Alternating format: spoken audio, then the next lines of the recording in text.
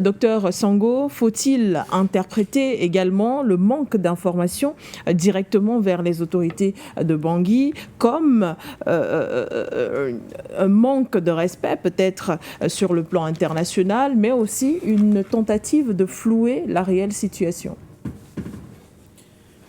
Je pense que nous sommes en pleine guerre communicationnelle.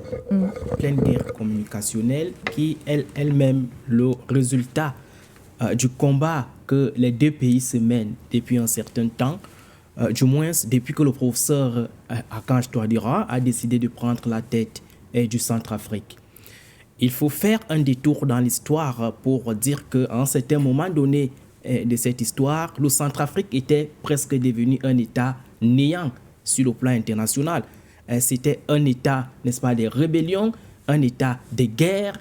On se rappelle encore de 2015-2016 avec l'affaire des Balaka et des anti-Balaka, où on découpait des Centrafricains et des Centrafricaines avec des machettes.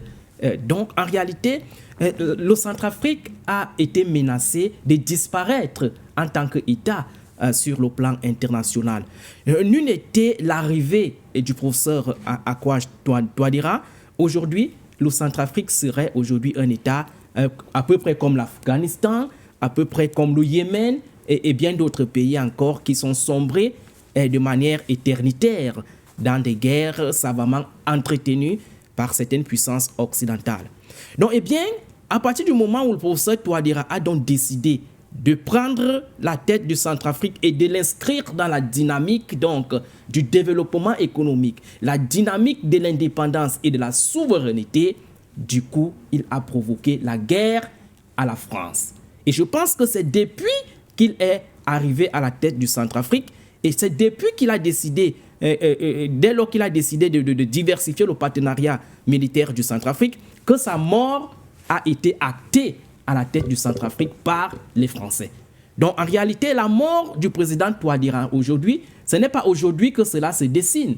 C'est quelque chose qui se dessine depuis qu'il a décidé de diversifier son partenariat et d'orienter le Centrafrique vers d'autres trajectoires, qui n'est rien d'autre que les trajectoires autonomistes.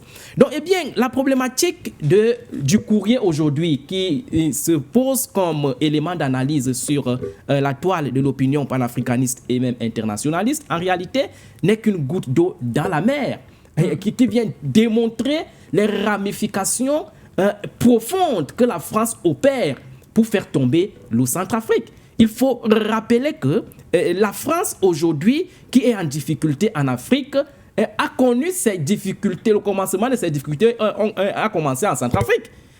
Lorsqu'on parle aujourd'hui de l'arrivée de la Russie en Afrique, il faut dire que c'est le Centrafrique qui était parmi les premiers pays à faire appel à la Russie. Donc vous voyez donc, après le Centrafrique, il y a d'autres pays qui ont emboîté le pas à la Centrafrique et qui ont aujourd'hui, n'est-ce pas, créé ce que j'appelle souvent la dégénérescence de l'influence française qui est en train de produire des conséquences aujourd'hui tant sur le plan africain mais aussi sur le plan international et même national français.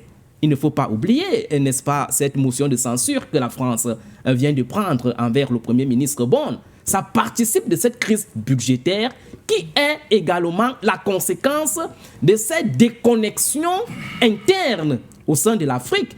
Parce qu'en réalité, comme disait le président Chirac, de la partie de l'argent des Africains venait, de la France venait des Africains. Donc en réalité, il faut dire que le gouvernement français, en disant que ce communiqué est une intox, en réalité, veut tout simplement distraire l'opinion qui est de plus en plus avertie.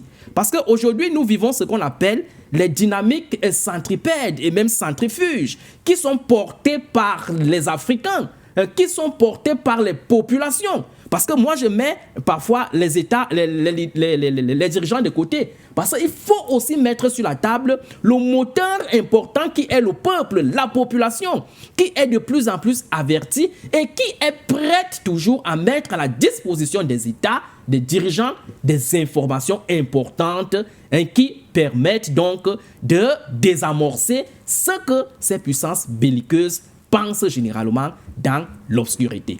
Donc, cette façon de faire en conjugaison avec la configuration et la reconfiguration de certains partenariats sur le plan international que certains présidents africains ont décidé de faire, amenuise donc l'influence et les stratégies de renseignement des puissances occidentales. Parce qu'il faut dire qu'aujourd'hui, les plans de déstabilisation de la France sont de plus en plus dénoncés, sont de plus en plus, n'est-ce pas ici, désamorcés en amont. C'est justement parce qu'il y a un contre-renseignement qui est sur le terrain. Il faut rappeler que le Centrafrique aujourd'hui est avec des partenaires efficaces, avec le Rwanda, avec les États comme la Russie par exemple.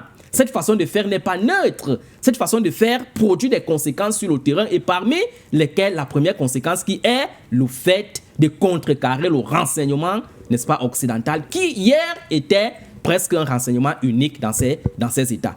Donc en réalité, moi je pense qu'aujourd'hui, le fait que le gouvernement centrafricain n'ait pas communiqué, ou moins n'ait pas réagi à la sortie de ce communiqué français, c'est une stratégie, n'est-ce pas, de l'État. Le gouvernement ne parle pas n'importe comment. Le gouvernement n'est pas obligé de communiquer n'importe comment et n'importe quand. Je pense que c'est une stratégie de la part du gouvernement centrafricain qui vise tout simplement à garder le calme et à voir davantage, n'est-ce pas, clair là-dessus. Le conseiller a parlé des enquêtes qui sont en train d'être menées sur le terrain. Le moment viendra où le gouvernement centrafricain va se prononcer et va prendre des actions, n'est-ce pas, concrètes qui viseront, n'est-ce pas, à punir ou du moins à réagir selon, n'est-ce pas, la hauteur de la menace. C'est de ça qu'il est question aujourd'hui. Parce que le Centrafrique n'est plus le Centrafrique d'hier. Le Centrafrique d'aujourd'hui n'est plus le Centrafrique d'hier où la puissance tutélaire pouvait se donner le torse de faire du n'importe quoi sans qu'il y ait réaction ou, n'est-ce pas, réciprocité. Aujourd'hui, il est clair que le Centrafrique est dans une position où, s'il est attaqué sur le plan international par quelque puissance que ce soit, il a la capacité et la capacité de réagir conformément au principe de sa souveraineté. Donc, pour ma part, je pense que le président Touadéra est dans une très bonne dynamique. Et moi, en tant qu'analyste, j'aurais même très bien voulu que la rupture qu'il a amorcée avec la France, que cette rupture-là aille de l'avant, même sur le plan diplomatique. Il est très important.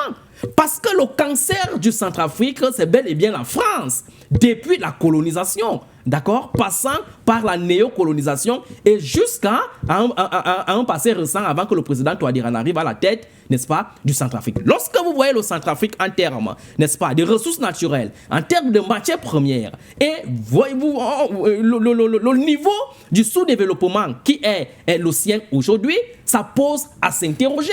Ça pose c'est-à-dire, ça soulève l'ire, c'est-à-dire la colère de n'importe quel Africain qui pourrait, n'est-ce pas, essayer, être averti de cette façon de faire. Donc, moi, je pense que le président Touadéra, il faut le féliciter. Il faut qu'il aille de l'avant. Il faut qu'il mette davantage en difficulté, qu'il pousse à bout cette France-là. Cette France-là qui a longtemps utilisé l'Afrique comme étant une entité de domination, d'exploitation et de déstabilisation.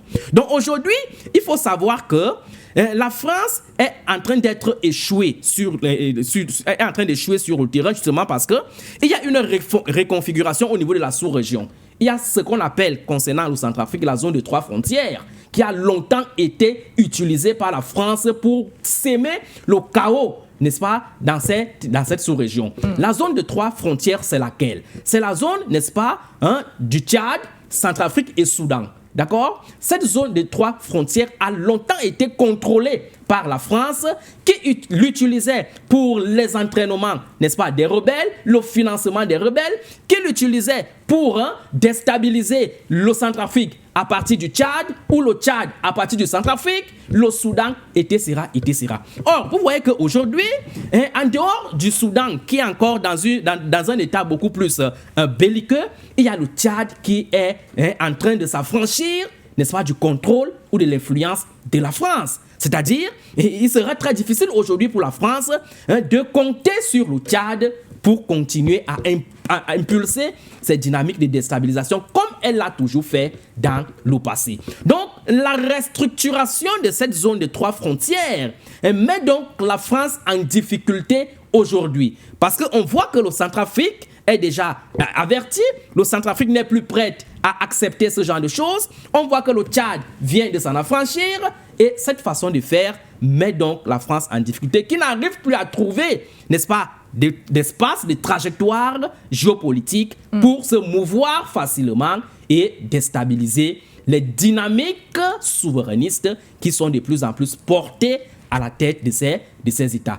Donc, le président centrafricain aujourd'hui est averti. Il sait qu'il est en danger envers la France parce que les politiques qu'il impulse aujourd'hui à la tête du Centrafrique sont des politiques qui enterrent l'intérêt de la France. Donc, pour cette raison-là, il est clair qu'il est conscient que tout ce qu'il peut aujourd'hui lui arriver ne peut pas être le fait du hasard. Donc, la France vient une fois de plus d'échouer dans ses manières, dans ses procédures de torpiller et de créer des coups d'État. Et cette façon de faire n'est pas sans conséquence. La conséquence, c'est justement parce que les dynamiques nouvelles sont en train de naître en Afrique en conjugaison avec les reconfigurations au niveau international qui créent donc des positionnements, des stratégies qui mettent en difficulté ces puissances occidentales et fondamentalement la France dans sa façon de faire comme elle a toujours fait dans le passé. Donc la lettre pour sortir de là, c'est tout simplement la face visible de l'iceberg. Il y a des choses importantes qui se cachent derrière et que la France aujourd'hui a été exposée. Donc voilà un peu en réalité comment il faut comprendre cette problématique-là. C'est une problématique, n'est-ce pas, liée, n'est-ce pas, à l'opposition idéologique, à l'opposition des intérêts. C'est une réalité qui s'explique tout simplement par le fait que le président Touadéra a, n'est-ce pas, mis la main dans le sac de l'intérêt de la France en prenant, entre guillemets, le risque pour la France, mais la capacité et le pouvoir de prendre en main sa souveraineté et de dire que le Centrafrique, désormais, ne devra plus être la chasse gardée d'une seule puissance, mais un pays libre de diversifier son partenariat sur le plan international avec n'importe quelle puissance que ce soit, pourvu que l'intérêt du Centrafrique soit respecté. C'est cette façon de faire qui met aujourd'hui la France en colère et qui explique toutes ces actions belliqueuses qu'elle est en train de faire dans l'obscurité. Merci.